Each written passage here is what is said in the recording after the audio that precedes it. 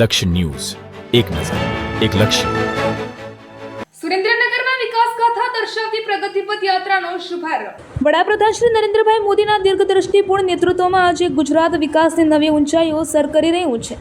વિકસિત ભારતના સંકલ્પને સાકાર કરવા તેમજ રાજ્ય સરકારની અવિરત વિકાસ ગાથાને છેવાડાના માનવી સુધી પહોંચાડવાના ઉમદા હેતુથી સુરેન્દ્રનગર જિલ્લામાં પ્રગતિ પથ યાત્રાનું આયોજન કરવામાં આવ્યું છે.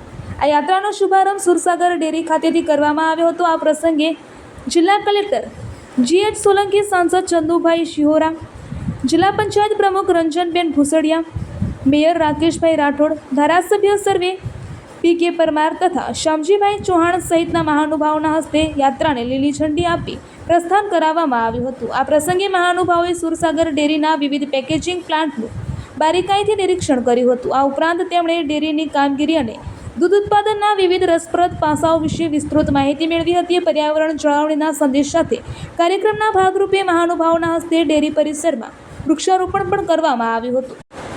આ યાત્રાનો મુખ્ય ઉદ્દેશ વિકાસ કાર્યો નિહાળવાની સાથે વડાપ્રધાન શ્રી નરેન્દ્રભાઈ મોદી અને રાજ્ય સરકારના સંયુક્ત પ્રયાસોથી થયેલા માળખાગત વિકાસથી સામાન્ય નાગરિકોને માહિતગાર કરવાનો છે.